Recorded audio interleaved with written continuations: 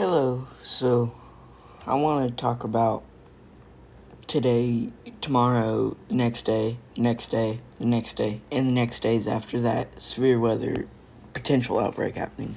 So right now we have a tornado on the ground that was a tornado emergency down here, the highest level they can.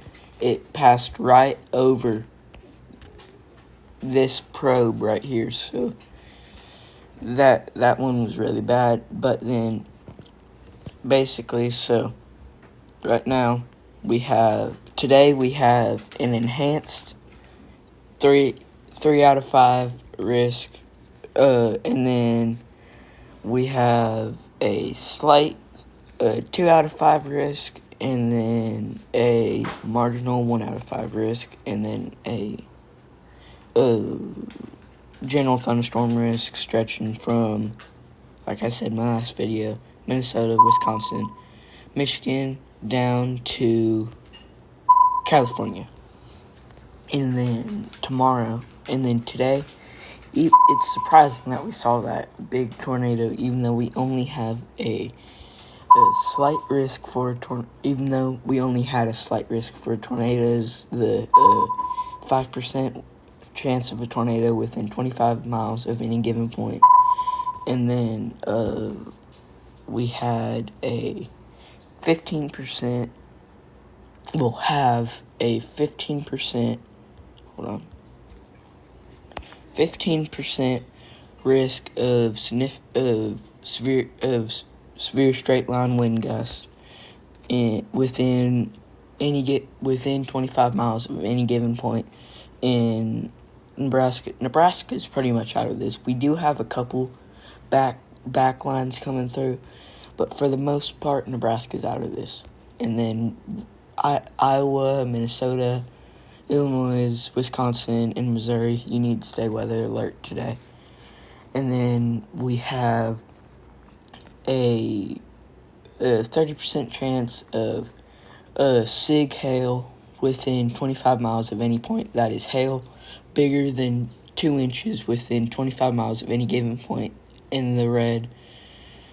And then we have and then in the yellow hatched area, or the yellow dashed line area, we had a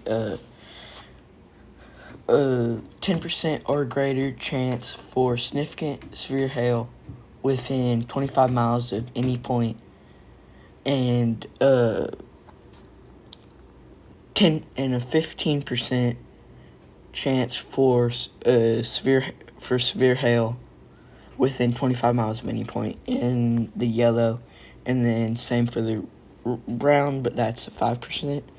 And then tomorrow we have a slight 2 out of 5 risk. I would not be surprised to see this get upgraded to a enhanced, maybe even a moderate.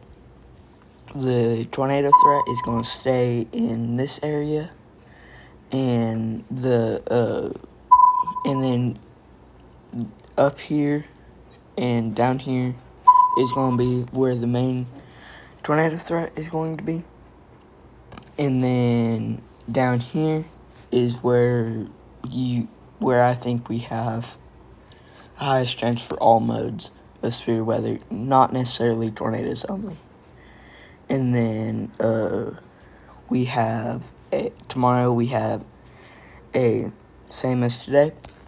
Like I said, they're agreeing with me. The southern mode is going to be the worst for tornadoes, with a 5% chance of tornadoes within 25 miles of any point in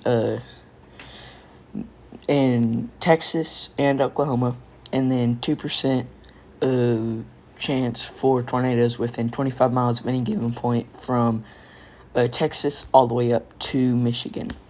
And then we also have the severe straight line wind gust is going to be a problem from Texas up to Michigan and Wisconsin. Then we will also have the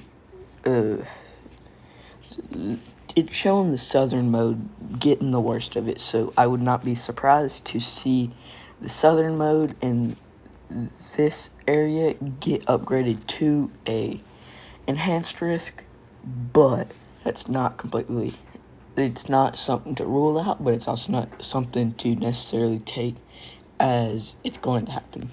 But we have a 5%. We have a 15% risk of severe hail within significant severe hail within 25 miles of any point. That is hail greater than or equal to 2 inches.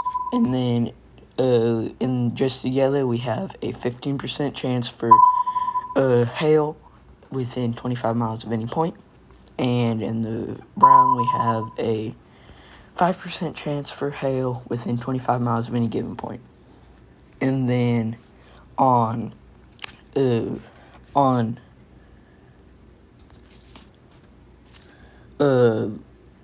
sorry, my mind blanked. Saturday, we have a slight risk for severe weather in the same area from Texas up to Missouri, and then a marginal risk for severe weather from Texas up to Pennsylvania, and then a general thunderstorm risk from Texas up to Maine. And tomorrow we'll be able to get into more detail about that. And then the overall severe threat is we have like I said, the southern mode is going to stay the worst with a 15% chance for any mode of severe weather within 25 miles of any point. And in the brown, that's going to be a 5% chance for any mode of severe weather within 25 miles of any point.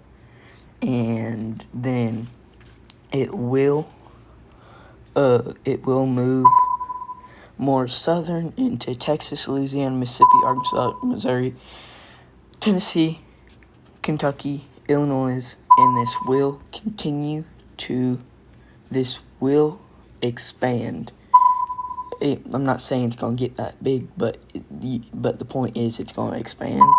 And it is also, as it moves on, it will get more negatively tilted and pointed more into the southeast, as in Mississippi, Alabama, Georgia, South Carolina, North Carolina, Tennessee, Kentucky, and possibly northwest Florida.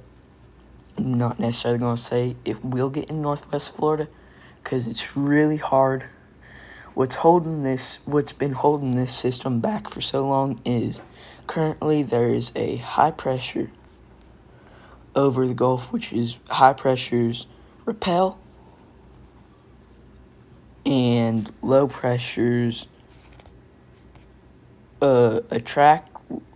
Basically, that's how I remember it. High pressures repel storms and low pressures attract storms.